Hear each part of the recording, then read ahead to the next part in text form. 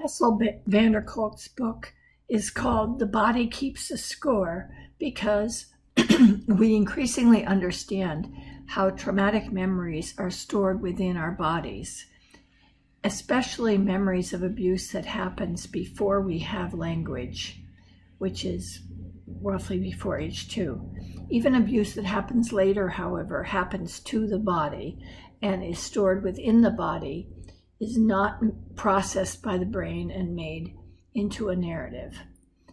Therefore, the healing of the trauma has to include work with the body. Just verbal techniques will not work, and they will not reach the places that are necessary for true healing. We have to think about our physical selves and the physical selves of those we serve in order to do a full, effective treatment. If we are working in a residential or a school or any congregate care facility, we have to think about things like exercise and nutrition. And in fact, with whoever our clients are, paying attention to these things is at least as important as anything else we could. We have to understand that it's not sitting in an office that is the most healing for people. That is an important part. It is important to build self-awareness. Office-based treatment might be better later in the treatment. However, to really change brains, one of the most effective methods is to have fun, to play. After all, this is how children grow in the first place. This is how they learn, how they connect, how they develop their skills and discover their strengths, all through having fun. So when we build fun into our treatment, it's not just a little extra thing to keep the client involved or a frivolous add-in. Instead, it's the center of what we do and might be the most powerful thing we do. So what does that mean, fun? It means including ceremonies. It means using We Dance Dance Revolution. When we set up games, we have to remember that a lot of shame can be evoked in people who we ask to play because of the negativity they've developed about their bodies, because they don't feel skillful, because they haven't had practice in having fun. So we have to have many different kinds of roles available. You don't have, if you're playing baseball, you don't have to be the hitter. You could be the scorekeeper. There's many ways for everyone to be involved if we're careful not to shame people. Participation, we want to be flexible. What does participation mean? And allow many ways to participate. This all is not something that has to be earned by being good. Delight should be part of what we offer day by day just because the person's alive. Delight is part of life. Delight is what makes the rest of it possible. Specific activities to build our team and develop our connections. Spontaneous gifts, sharing food together, celebrating accomplishments. All these things are ways to reach the body and build the brain through experiences of physical happiness and delight. There's many opportunities that we have, whether we're working in a school or an outpatient practice, to enhance the physical capability of our clients. Anytime we could offer music or dance, that's wonderful. Art, drama, cooking classes, woodworking, all these things that used to be more a part of school, that are ways that a person develops the skills of their body and their comfort in their body. Again, remembering that the person may be shame-filled and may be reluctant to participate. They may not want to drum because they're sure they'll screw it up. So we have to coax, invite, be gentle, be appreciative, and make many ways where you can join in small steps. We're constantly aware of how we invite our clients to do something we think is great fun, and they say, no. Like we say, oh, guess what? We're going to the beach today. And the kids say, I don't think I want to go. I'd rather stay here and watch TV. There might be sand at the beach. because they've had so many experiences of things not going well, of themselves not being able to do things, that they don't look on a new activity as a source of joy. They look on it as a source of failure. We had a boy who was refusing to go with us on a trip to the zoo, and we really want him to go. Why not go? You could have fun. Finally, he trusted us enough to tell us that he was afraid that on the way there he would have to go to the bathroom and we would not stop, or we would be angry at him, and that he would ruin the whole trip. Well, we told him there was bathrooms on the bus, and we're also very glad to stop. So that shame he was feeling, that anticipatory failure, would have kept him from the whole trip if we hadn't been gentle and inviting and allowed him to tell us what was really on his mind. So participating in play and wooing the clients into the play. And remember what we've learned, that the brain has develops in layers, roughly, not really layers, but and the more primitive part is the part that runs the body, and that part is developed first early in life. And that if there's damage at that time, if there's not a close attachment, if there's neglect, if there's abuse, that part of the brain won't develop smoothly, and therefore our connection between our brain and bodies will be flawed. What will help that? It won't, we cannot change it by talking about it. Instead, it's physical, rhythmic, rewarding activities with an engaged adult that will make a difference and regrow that part of the brain. The same things: dancing, music, pushing a ball back and forth, tossing a beach ball or a Nerf ball, petting animals, rocking, swinging, many sports. All these things develop the brain's connection with the body and the ability, therefore, to regulate emotions, and also the ability to do all the things bodies do efficiently, such as digest and eliminate and heal and breathe, and all that stuff works better if that part of the brain is more developed, and that part of the brain is developed through rhythmic activities. It's not about talking about what happened to you necessarily, though that could be a later stage. It's about reforming the brain. It's about, I think of it, I don't know if Bruce Perry would agree with this vision, but I think of it as a lot of strands between different parts of the body and the brain that are supposed to be smooth, and information is supposed to be flowing between them back and forth. But instead, they're all in a tangle, like when you have Christmas lights that are tangled up, or a necklace that's tangled up.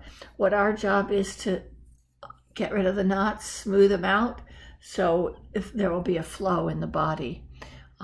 That has to do with creating the ability to calm the body down. And another part of that same thing is that while we're activating that lower part of the brain through rhythmic activities, we are also activating the templates, the assumptions that someone has about other people.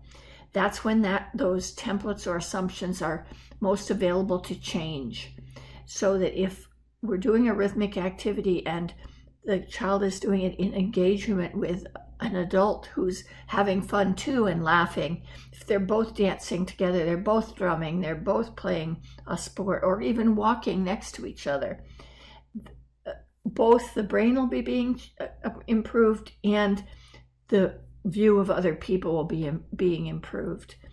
Of course, changing the brain doesn't happen quickly, so we have to do these things over and over and over again in order to change the templates about people and in order to build up the brain. So when we're first working with someone who's been experienced trauma and has a completely dysregulated body and inability to calm their own body or to get through crisis without meltdowns, we're working with that person. We first try to help them learn how to calm down. And how do we do that? By being calm ourselves. People calm down in the presence of other calm people. So if we can stay calm and we can provide that body connection to calmness, that's what'll help the kid calm down. So even say if a kid was starting to get agitated and we just rolled a beach ball to them, we wouldn't want to throw them a baseball right then. Rolled a beach ball to them. Very few people could resist rolling it back, even if they push it harshly. We just roll it back, and after a while, that's making a connection between their body and ours, and our calmness is flowing into them. Over time, we're trying to help the kid build the ability to stop and think and calm themselves down and not get so dysregulated and so inability to make a wise decision. We're trying to teach them how to calm themselves down, but the only way they can learn that is by experiencing it with other people. And we want to use all the tools we have to do this. One big area of tools is sensory tools, and that can range from small things like a sensory box, calm down kit, a transitional object that represents someone you love, to big things like a sensory room or regular sensory breaks throughout the day. And of course, when we first start using these things, the clients will reject them. They'll say, I don't like that stupid sensory box. And the staff has to keep prompting. And it's especially good if you can prompt the use of a sensory tool when the client is just starting to get upset, rather than waiting till they've already hit 3 people. And the kid will reject it, but then someday they'll say, oh, all right, give me that thing. And you've frilled it with things like fur and sweet smelling things and pictures of people they love and candy and all sorts of bodily things that help them calm down. And then you'll know you're really making progress if someday the kid says, I'm getting so mad at John. Just give me that stupid sensory box. At that point, the kid is managing their own symptoms, and they've got it, that they can use tools like this to help themselves regulate. Then the thing is to remember that there's lots of people that can help us with this. With sensory tools, it's often occupational therapists. They're the leaders, and they can help us. They can help establish a sensory diet for a kid and then tell it to the people who are caring for that kid so they can have suggestions on how they can help that kid with their sensory dysregulation. And then there's a whole world of sensory tools, sensory objects such as weighted vests. Now weighted blankets are getting to be popular for everybody. Apparently there's a sensory tool that we can all use. Things like something to bite on. We had a kid who was biting staff right and left. When we got him some tools to chomp on, that really did go down. So an occupational therapist can be very helpful to you in consulting and figuring out what this particular kid needs. We can also integrate sensory apparatus into the classroom. It can really help kids settle down if they have things like they're sitting on a bouncy ball instead of a chair, they have a vibrating pen, they have the opportunity to get up and move around. And remember, don't save these sensory interventions for a time of crisis or distress. Use them proactively. If you put a sensory break in your day every hour, or even if it's something like we're going to all stand up and run in place or do 5 jumping jacks, that can have such a phenomenally strong impact on disciplinary problems. Having that sensory break regularly throughout the day. And an occupational therapist can help you figure out what particularly sensory intervention would be helpful for which kid. Another therapy that I want to mention to you is Peter Levine's books and work, somatic experiencing. And he started his work by looking at animals and trying to figure out how do animals manage to experience trauma but not end up with PTSD. And he learned from that about the way they discharge stress through motion and trembling and various things. So Look up Peter Levine. He's another person who teaches us a lot about the body and how to pay attention to it and how to help people work within their bodies to heal. And then there's other emerging body-based treatments. Neurofeedback is a strong one. There's lots and lots of evidence about the ability of neurofeedback to help people, and there's many levels at which you can do it. But this is something you can integrate into treatment programs. There are even computer programs that can help an amateur do some neurotherapy, but better to have an expert neurofeedback person help set up a program within your program so that you can help the clients that you serve, in essence, get their brains back into regulation. It can have very profound effects, and it doesn't have to have any content. In other words, they don't have to be talking about their trauma or anything like that. Same with EMDR. I'm sure you've heard of EMDR. And eye movement desensitization and reprocessing therapy. That's the technique in which something moves back and forth across the two planes of your brain. But it isn't just the motion, it's pairing it with a certain sequence of looking at what helps you calm down, and also then looking at a trauma experience, re-experiencing it while doing that motion. Having a skilled EMDR therapist as part of your team adds a really important dimension to your ability to treat trauma. Using yoga and meditation is also a very strong potential intervention. It is important, though, to remember that doing yoga and meditation is not simple for people who've experienced trauma. It oftentimes being quiet or being told to just stay with your thoughts can be terrifying, because the quiet brings memories of all the bad things that have happened, and the body is not settled so that it's impossible to sit for 10 minutes. And then that would end up with a failure experience where the person feels like there's something wrong with me, I can't even meditate. There's excellent books about this, about the difficulties of yoga and meditation for trauma survivors and how to get around them, including a chapter in the Bessel van der Kolk book, Massage. So the message here is go beyond talking. Look at and learn about the many ways we have to work with the body. There's many more that I haven't even mentioned here that will help us add tremendous power and efficacy to our treatment. Thank you.